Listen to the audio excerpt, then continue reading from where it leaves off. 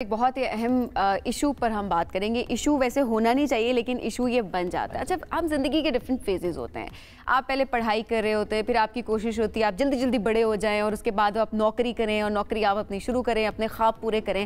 اب اپنے سارے خواب آپ نے تقریباً سارے خواب، مکمل چیزیں تو آبویسلی کسی کو نہیں مل پاتی ہیں، لیکن جب آپ پوری کر لیتے ہیں تو آپ کے مائنڈ میں پھر یہ آ رہا ہوتا ہے کہ جی اب زندگی یہی ہے اور ایسی رہے گی. لیکن اچانک جو ہے وہ ایک فیز آتا ہے جب وہ کام کرنے کا پورا مرحلہ وہ فیز گزر جاتا ہے. جیسے ہی وہ فیز گزرتا ہے اس کے بعد ایک چیلنج شروع ہو جاتا ہے، کیونکہ آپ گھر بیٹھتے ہیں، اور پھر اس کے بعد کیا ہوتا ہے، بہت ساری مشکلات ہوتی ہیں. جو آپ کی روٹین ہوتی ہے کئی سالوں کی، وہ ختم ہو جاتی ہے، وہ بالکل ڈسٹرب ہو جاتی ہے. آپ کی فائنینشیل سٹیبلٹی اس طرح سے نہیں رہتی جس طرح سے پہلے. آپ ڈپینڈنٹ ہو جاتی ہے اپنے اولاد کے اوپر، یا اپنے پارٹنر کے اوپر، یا کسی کے بھی اوپر، اور اس کے ساتھ ساتھ بہت ساری پریشانیاں جو ہیں وہ آپ کے ذہن کو گھیر لیتی ہیں. ظاہر ہے آپ کی روٹین چینج ہوئی ہے نا. آپ پہلے جا رہے تھے، آفس جا رہے تھے، آپ کی ایک ڈفرینٹ روٹین تھی، لوگوں سے ملنا جلنا تھا، آپ باہر نکلتے تھے. اور ریٹائرمنٹ کے بعد اگر آپ صرف گھر بیٹھ جائیں گے، کچھ اور نہیں کریں گے، تو واقعی پھر اس کا جو امپیکٹ ہے آپ کے سائیکولوجیکل افیکٹ بھی ہوتا ہے. اور یہ ہم نے دیکھا بھی سبھی اپنے آس پاس، جیسے ریٹائرمنٹ ہوئی ہم نے دیکھا کہ ہیلتھ فوراً سے گرنا شروع ہو جاتی ہے. ہیلتھ گرنا شروع ہو جاتی ہے، ساتھ ساتھ چڑچڑا پن آنا شروع ہو جاتا ہے. اور بچے کمپلین کر رہے ہوتے ہیں جی ہمارے والد پہلے ٹھیک تھے، اب گھر بیٹھ گئے ہیں، اور گھر بیٹھنے کے بعد اب ان کی یہ حالات ہو گئے. لیکن اس سچویشن میں ان کو خود کیسے ڈیل کرنا چاہیے، اور ہمیں ان کو کیسے ڈیل کرنا چاہیے؟ کیا ان کے لیے انوائرمنٹ کریٹ کرنا چاہیے جس سے ان کو پوسٹ ریٹائرمنٹ ڈپریشن نہ ہو؟ یہ بہت زیادہ آج ہم اسی بارے میں بات کریں گے. آپ ہمیں کال بھی ضرور کریں اور ہمیں بتائیں کیا آپ اس فیز سے گزر رہے ہیں، یا آپ گھر میں ایسا فیز میں گزر رہا ہو، آپ اس کے لیے کیا کرنا چاہتے ہیں. آپ پلیز اپنا کیس شیئر کیجئے گا. ہمارے ساتھ زبردست پینل آج موجود ہے. We have with us psychiatrist and doctor Iftikhar Burney. السلام علیکم جی، کیسے ہیں آپ؟ وعلیکم السلام. بہت شکریہ جوائن کرنے کے لیے. آپ کے ساتھ تشریف رکھتی ہیں سائیکالوجسٹ ہیں طاہرہ جاوید. السلام علیکم جی، کیسی ہیں آپ؟ السلام الحمدللہ. طاہرہ، آپ سے پہلا کامنٹ لوں گا. پوسٹ ریٹائرمنٹ ڈپریشن یہ کتنا بڑا ایشو ہے ہمارے معاشرے میں، اسپیشلی ہم جب دیکھیں اس معاشرے میں اس کے جیسے جینڈر سے اسپیسیفک تو نہیں کرتا، لیکن پھر بھی زیادہ دیکھا جائے تو مرد اس سے متاثر ہو رہے ہوتے ہیں. اچھا، انٹرسٹنگلی اگر آپ اسٹیٹسٹکس دیکھیں تو اس کے اکارڈنگلی یہ ہے کہ فیمیل زیادہ اس چیز سے گزر رہی ہیں. اچھا. لیکن جو ہم نے کلینکلی دیکھا ہے یا جو ہم اپنی سوسائٹی میں آبزرو کرتے ہیں، اس میں مرد اس چیز سے زیادہ سفر کر رہے ہیں. اچھا، اب پوسٹ ریٹائرمنٹ ڈپریشن ہوتا کیوں ہے؟ کیونکہ آپ نے جیسے خود بھی ذکر کیا کہ ایک لاس آف روٹین ہے، لیکن اس سے بڑھ کر لاس آف پرپز ہے. اب آپ کو یہی سمجھ نہیں آتی کہ ہماری زندگی کا مقصد کیا رہا ہے. پہلے تو ایک روٹین تھی، ایک مقصد تھا کہ جی فائنانسز کو پورا کرنا ہے، صبح دفتر جانا ہے، شام کو گھر آنا ہے، یہ کام وہ کام. اب وہ ساری چیزیں آپ کی ختم ہو گئی ہیں. سو آپ کو پرپز نہیں ہے. پھر آپ کو ایک فیئر آف بورڈم ہوتا ہے کہ اب ہم پورے دن میں بور ہوتے رہیں گے، کوئی کام نہیں ہوگا کرنے کو، ویلیو ختم ہو جاتی ہے، اس کا ایک لاس فیل ہوتا ہے. لائک وائز سوشل کنیکشن، جیسے آپ دفتر جاتے ہیں، بہت سارے لوگوں سے مل رہے ہوتے ہیں، تو جب آپ ریٹائر ہو جاتے ہیں تو کہیں نہ کہیں آپ کی سوشلائزیشن بھی افیکٹ ہو رہی ہوتی ہے. سو یہ وہ ریزنز ہیں جس کی وجہ سے پوسٹ ریٹائرمنٹ ڈپریشن جو ہے وہ ہمارے مردوں میں زیادہ کامن دیکھنے میں آتا ہے. ٹھیک ہے. اچھا ڈاکٹر صاحب، اب اس کے حل کیا ہوگا؟ کیا کیا جائے؟ کیا ریٹائرمنٹ سے کچھ ٹائم پہلے ہی اپنی روٹین چینج کر لی جائے، یا اپنے اوپر کام کرنا شروع کر دیا جائے؟ اس کے بعد اگر کوئی پوسٹ ریٹائرمنٹ ڈپریشن سے گزر رہا ہے، گھر والے کیسے ڈیل کریں؟ جی بہت شکریہ کہ آپ نے اپنے چینل پر مجھے گفتگو کا موقع فراہم کیا. میرے خیال پہلے تھوڑا سا ہمیں اس بات کو سمجھ لینا چاہیے کہ ریٹائرمنٹ ہوتا کیا ہے. طاہرہ صاحبہ نے اس کو بڑی حد تک بتایا ہے، لیکن میں سمجھتا ہوں کہ اس کی تعریف کو بھی متعین کرنا چاہیے. لیکن ریٹائرمنٹ جو ہے اس کا مطلب یہ ہوتا ہے کہ کوئی شخص اپنے عہدے سے، اپنے پیشے سے یا پروفیشن سے، یا جو اس کی متحرک عملی زندگی ہوتی ہے اس سے دور چلا گیا ہے. اور یہ دوری انسان کی اپنی مرضی سے بھی ہو سکتی ہے اور جبری بھی ہو سکتی ہے، یعنی جسے آپ حالات کا جبر کہہ سکتے ہیں. آپ کو پتہ ہے کہ خود ہمارے ملک میں یہ بڑا گزشتہ سالوں میں ہوتا رہا کہ وقت سے پہلے لوگوں کو گھر بھیج دیا جاتا تھا، جسے گولڈن شیک ہینڈ کا نام دیا جاتا تھا. یعنی درد کو جو ہے خوبصورت لفظوں میں بیان کرنا جو ہے وہ گولڈن شیک ہینڈ ہے. سلوشن کی اگر بات کی جائے، علاج کی اگر بات کی، کیا کیا جائے؟ جی دیکھیں، جہاں تک اس کے علاج کی بات ہے تو اس کے بہت سارے طریقے ہیں جن کو ہمیں تھوڑا سا سمجھنے کی ضرورت ہے. پہلی بات تو یہ کہ ہمیں یہ پتہ ہونا چاہیے کہ ریٹائرمنٹ جو ہے اس کے حوالے سے ہمارے بہت سارے ماہرین نفسیات نے، سائیکالوجسٹ نے اور سائیکیٹرسٹ نے کچھ بنیادی باتیں بتائی ہیں کہ بنیادی طور پر وہ کون سے پلرز ہیں کہ جو ریٹائرمنٹ میں ہمارے سامنے موجود رہنے چاہیے، جن پر ریٹائرمنٹ کی بعد کی زندگی کھڑی ہونی چاہیے۔ وہ عمومی طور پر دنیا بھر میں 4 جو ہیں ایسے ستون بتائے جاتے ہیں، جس میں سب سے پہلا اور بنیادی تو یہ ہے کہ آپ کے جو فائنینسز ہیں، یہ جو مالیات ہیں، جو اخراجات ہیں، اس پر آپ کا کنٹرول ہونا چاہیے، اس کو آپ کو منظم کرنا چاہیے، اور اس حوالے سے آپ کو مشکلات کا سامنا نہیں کرنا چاہیے۔ دوسری جو چیز ہے ریٹائرمنٹ کے بعد کی مشکلات کو حل کرنے کے لیے، وہ ہے آپ کی صحت، ہیلتھ کے ایشوز سے ہمیں نمٹنا چاہیے، اور اس کے لیے ضروری ہوگا کہ ہم باقاعدگی سے جو ہے اپنا صحت کا معائنہ کراتے رہیں۔ ذرا یہ پرسن ٹو پرسن چیزیں ویری کریں گے۔ کالر ہے ہمارے ساتھ محمد حسین راولپنڈی سے۔ السلام علیکم جی، کیا کہنا چاہیں گے؟ السلام علیکم سر۔ وعلیکم السلام۔ میں سر یہ کہنا چاہتا ہوں کہ ریٹائرمنٹ کے بعد لائف بہت ایزی اور بڑی کمفرٹیبل اور بہت ہی بندہ ریلیکس موڈ میں بندہ اپنے سارے اعمال کرتا ہے۔ اچھا، جب ان سروس بندہ ہوتا تھا 1000 قسم کی جو ہے ٹینشن آتی ہے، ہر اینگل سے آتی ہے، اور جبکہ اب ریٹائرمنٹ کے بعد ہمیں کوئی کسی قسم کی ٹینشن نہیں۔ یہ فرانسی جو کہہ رہے ہیں یہ کوئی چیز نہیں ہے، یہ اللہ تعالیٰ رضا کے وہی رزق دیتا ہے، اور اللہ ہے اس نے ساری جو ٹینشن دور کرنی۔ ان سے اللہ سے رابطہ رکھیں، جو نہ مسجد میں جائیں۔ تو جب ریٹائرمنٹ کے بعد ہم جو آفس کے جتنے دوست تھے وہ سارے چھوڑ دیے۔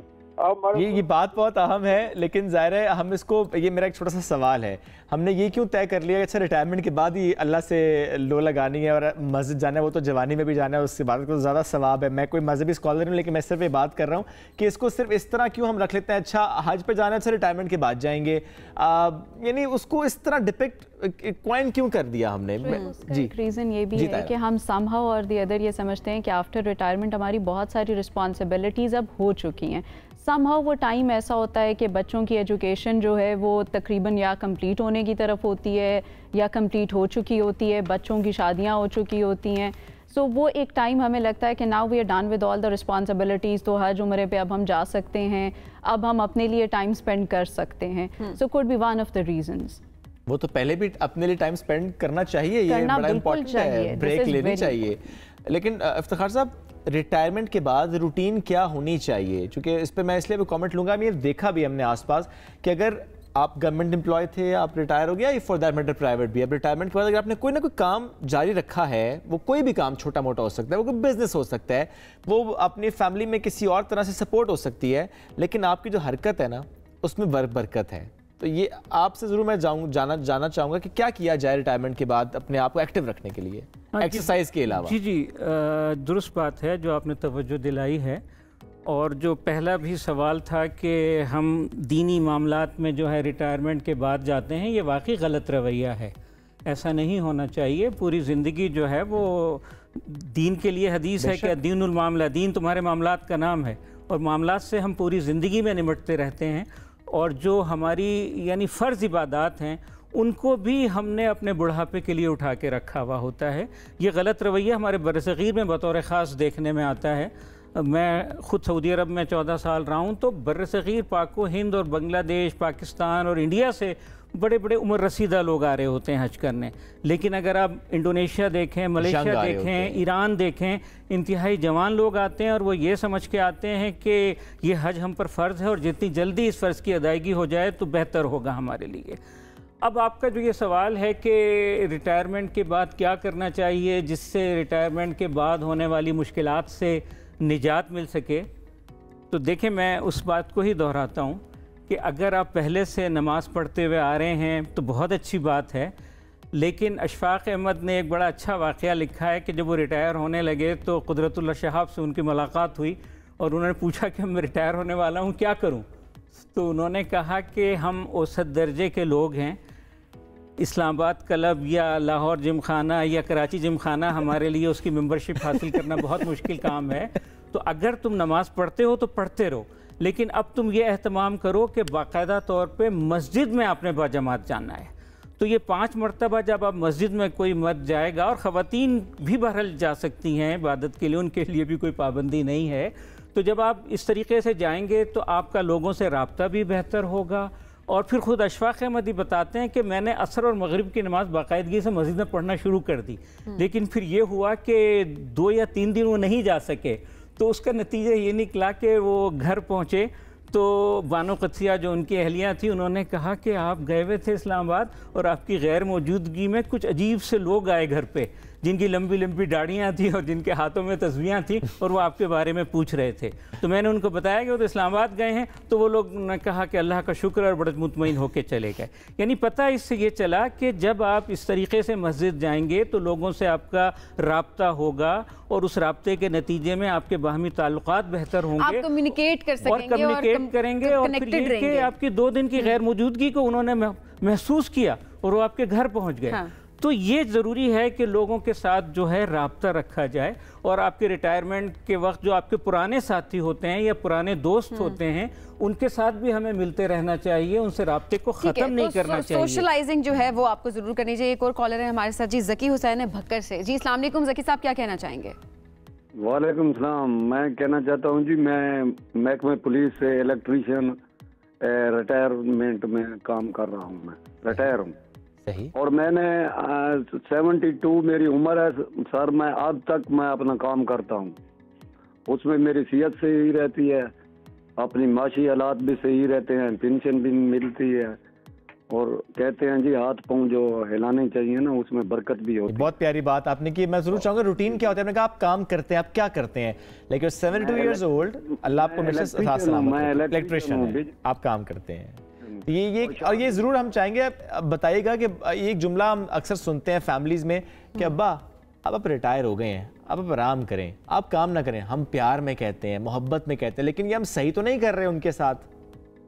نہیں جی نہیں، میرا بیٹا ساتھ کھڑا ہے، مجھے یہی کہتا ہے، وہ پیار محبت ہوتی ہے نا، بزرگوں کی قدر کرنا۔ بے شک وہ پیار محبت ہوتی ہے، لیکن وہ پیار میں ہم غلطی کر جاتے ہیں۔ میرا بیٹا میرے ساتھ کھڑا ہے، وہ بجلی کا مجھے منع کرتا ہے، وہ اس لیے منع کرتا ہے نا، پیار محبت کرتا ہے بھائی کام نہ کریں، ان کو یہ پتہ نہیں ہوتا ہم فٹ ہے۔